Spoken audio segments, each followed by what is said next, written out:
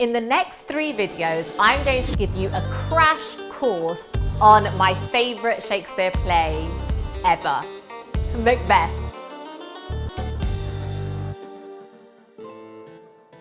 No matter what exam board you study, you will have to study Shakespeare. And the more I read Macbeth, I swear, the more I get excited by the lines in it. I'm going to take you through scene by scene, and I'm going to pick out some key quotations along the way, giving you some analysis. So get your pen and paper ready. Let's get started on Macbeth. I want to begin with context.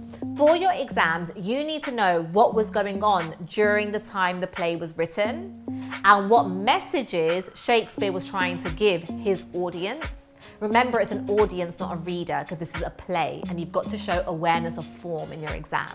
Now, this play was written during the reign of King James. King James I of England. He was already King James VI of Scotland. King James. The era was called the Jacobean era. Now, in this time, people believed in the divine right of the king. And this meant that if you are king or queen, then God put you in that position. You're there by divine right. So people can't disagree with God's choice, because that would be a religious sin as well as treason. However, one guy famously did try to kill the king. Do you know who he was? His name was Guy Fawkes. He did something called the Gunpowder Plot. And you may already know about this because every 5th November, we burn Guy Fawkes, metaphorically, on bonfire night or fireworks night. Killing a king is called regicide. Shakespeare knew that a play about killing a king would really appeal to King James because of what he'd already been through. So he used this play firstly as a warning to the audience about the consequences of going against the king. Now, society also had a huge belief in the supernatural during these times. King James was obsessed with witches, and I mean, he was obsessed. He even wrote a book about them called Demonology, in which he set out how to identify witches and how to punish them.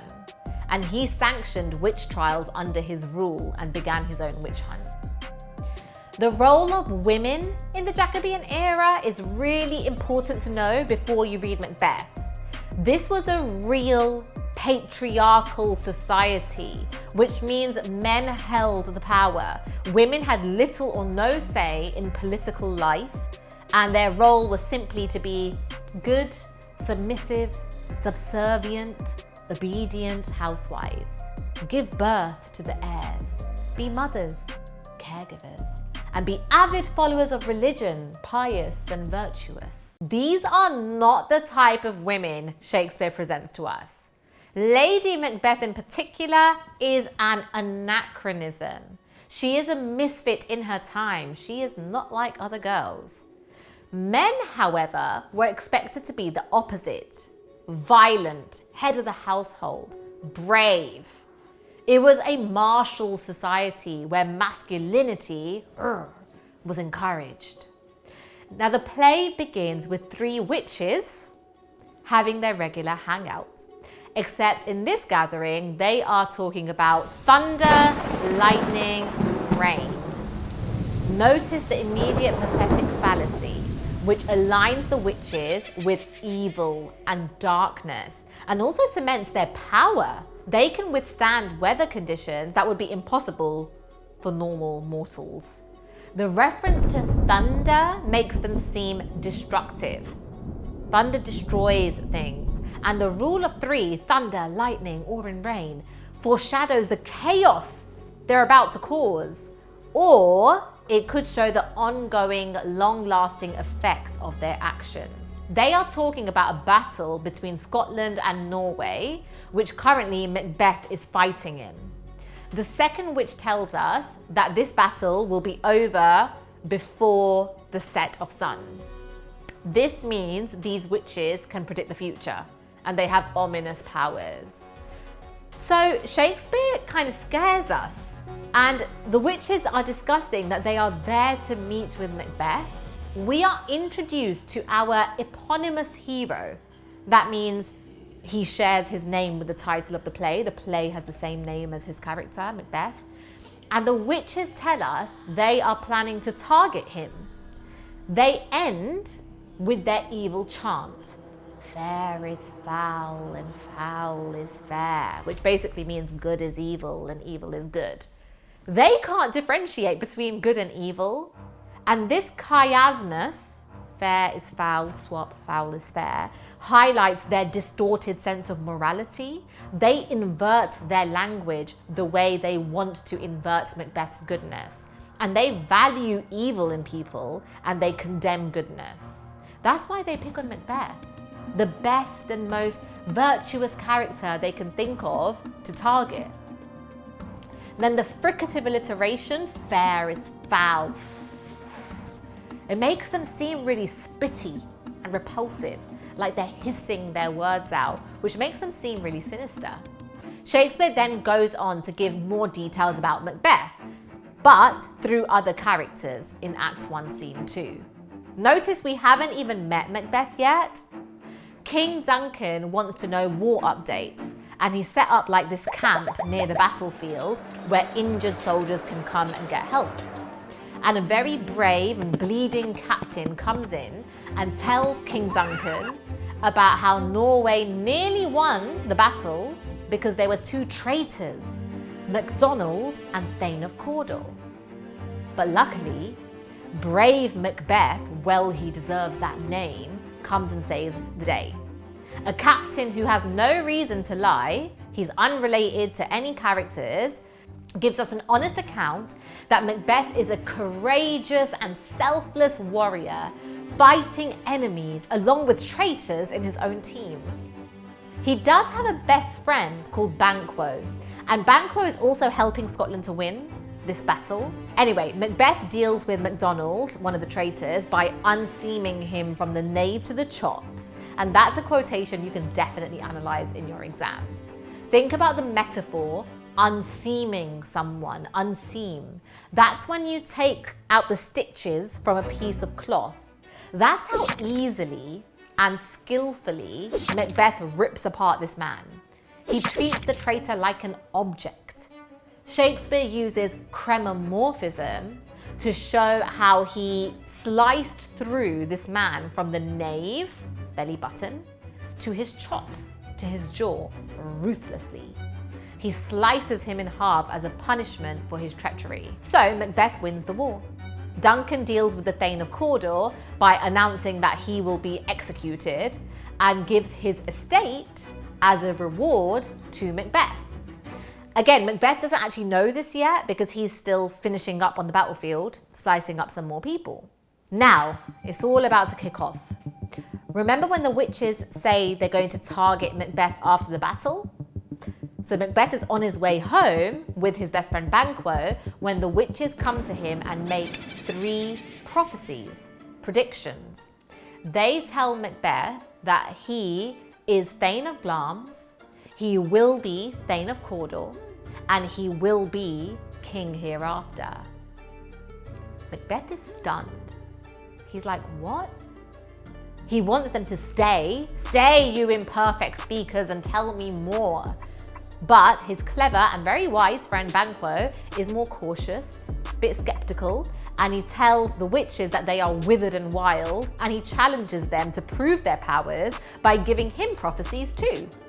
He knows that Macbeth is famous, and it would be more difficult for the witches to do prophecies about him because he's less known. The witches say that Banquo's children will be king, which surprises both Macbeth and Banquo. At this point now, coincidentally, 2 messengers come. They come along and they tell Macbeth that he has indeed become Thane of Cawdor because the other one has been executed for treason. And Macbeth is like, what? He is shocked. He's thinking, was what the witches said true then?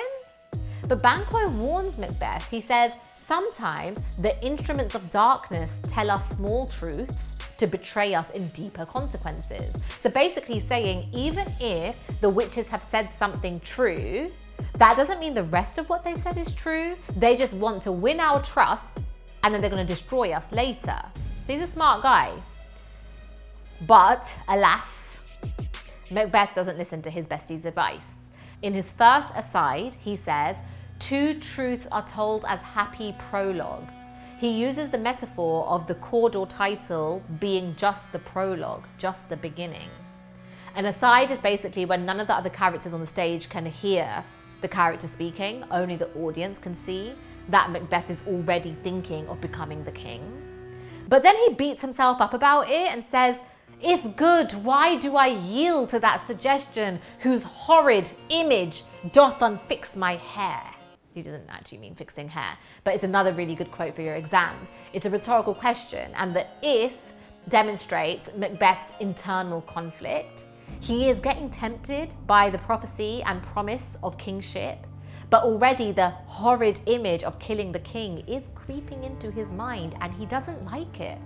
So at this stage, can he even be blamed? What do you think? Like, we can't help our thoughts, and clearly he isn't happy about them. So is he evil? In scene 4, Duncan welcomes Macbeth and Banquo and he thanks them for winning the war. He is a gracious and grateful king, telling Macbeth that he has only just begun to plant thee and will labour to make thee full of growing. So he's saying there are lots more rewards, lots more payments, lots more titles that will come your way, Macbeth, if you just continue being a good boy. But in the same scene, he announces that his son Malcolm will be the Prince of Cumberland, the next heir to the throne. And Macbeth's quite thrown about this, especially because Malcolm is just a child and he has just risked his life for his country's safety. So for a brief minute, he thinks about killing Malcolm too, but then he tells himself off again. He says, "Stars, hide your fires, let not light see my black and deep desires." He knows his thoughts are dark. So again, at this stage, he's still a moral guy struggling with temptation. Duncan then invites himself and the entire crew to Macbeth's castle, and Macbeth sets off to prepare for Duncan's visit. But then it all changes. Act 1, Scene 5, my favourite scene. Before he starts his journey, he writes a letter to his wife, Lady Macbeth, and he tells her about the witch's prophecies. He calls her my dearest partner of greatness. Isn't that lovely? I would love for someone to send me a letter and start it, "My dearest partner of greatness." But it is a bit strange for the era. He sees his wife as a partner, as an equal. And without hesitation, Lady Macbeth declares in her opening soliloquy that he will be what he has been promised. A soliloquy is similar to an aside in the sense that a character is speaking their thoughts aloud, but there's no other character on stage.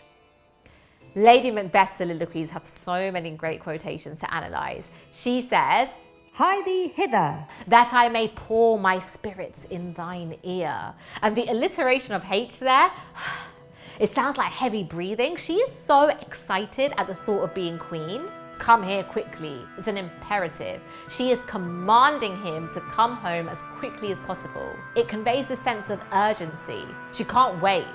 She wants to pour her spirits for a society that was religious and for a society that was hugely afraid of the supernatural. This would be really shocking. Her spirits. It makes her seem like a devil. She wants to whisper her thoughts to her husband and manipulate him. In her second soliloquy, she actually starts calling on supernatural spirits to come, unsex me here. She isn't asking to turn into a man, but she is aware that her femininity is a weakness in a patriarchal society, and she wants to be strong enough to help her husband murder the king. But the minute Macbeth arrives to the castle, her tone completely changes. She is so calculated. She says, "Great Glamis, worthy Cawdor." She's flattering him. And he tells his wife to be nice to Duncan tonight when he comes to the castle. But she then reveals her greater plans. Macbeth is obviously shocked, and she tells him to look like the innocent flower, but be the serpent under it. So she is encouraging him to be deceptive. She's saying, have a flowery face, beautiful, beautiful, connotations of purity, but a snaky heart. The reference to the serpent is also biblical imagery. It links to the Garden of Eden as the serpent tempted Eve to eat the apple. So she's encouraging him to be like the devil. Structurally even, when you just look at the page, you look at the scene, you can see the power imbalance between Macbeth and Lady Macbeth. She speaks way more than him. Now in scene 6, poor Duncan arrives at the castle, happily meeting his honoured hostess. He has no reason to mistrust these people. Remember, Macbeth has literally just risked his own life for Duncan and his country. So he's like the most trustworthy person for Duncan right now. And Act 1 ends with Macbeth's first soliloquy alone on stage, where he expresses his doubts. He's like, I shouldn't kill the king because, and he names all these things. He names karma, poisoned chalice to our own lips, fear of the afterlife, Duncan's goodness. He says his virtues will plead like angels. Shouldn't kill him, he's a good guy. Duncan's trust in him as a host. All of these reasons about not killing him. And he says Duncan has bought him golden opinions from people, which has colour imagery, and we love a bit of colour imagery. Gold has connotations of being valued. It's something rare. Not everyone has gold, it's special. And that's how Duncan has made Macbeth feel. However, his demonic wife shouts at him, and I mean really shouts at him. She repeatedly questions him. Would thou live a coward in thy own esteem? And what beast was it that made you break this enterprise to me? Enterprise means promise. She says that when he tells her he will not proceed further in this business. By calling him a coward, she is challenging his masculinity. How do you get the most brave and valiant soldier to listen to what you're saying? You tell him, be a man. Are you not a man? And he's like, prithee, peace, with that plosive alliteration showing his desperation for her to stop. He's like, please, I beg, leave me alone. But she saves her best bit till last. She emotionally declares that she would kill her own baby. She says, while it was smiling in my face, I would have plucked my nipple from his boneless gums and dashed the baby's brains out if I had promised you something. And you can't do this little thing for me? And this whole baby killing analogy kind of seals the deal for Macbeth. And he says, what if we fail? He's asking her a question. He wants reassurance. He wants support. And the inclusive pronoun we suggests that he still views them as a team. He thinks they're in this together. And then this is my grade 9 point. If he's asking her a question, what does he expect in response? What should she respond? If he's saying, what if we fail? He wants her to say, we won't fail, darling. Don't worry. He expects an answer to his question. But instead, Lady Macbeth breaks adjacency pairs. She answers his question with a question. It's like me saying, how are you? And you say, how are you? It's not how you expect a conversation to go. She regains power in that conversation by mocking his fears. We fail? She ridicules his worry. And so he agrees. She tells him the exact plan. They're going to drug the guards and plant the dagger ready for Macbeth to kill Duncan tonight. In one act, Macbeth turns from the most loyal soldier to a traitor on the brink of regicide. And if you want to know what happens next, I suggest you watch the next video. If you found this video helpful, give it a like.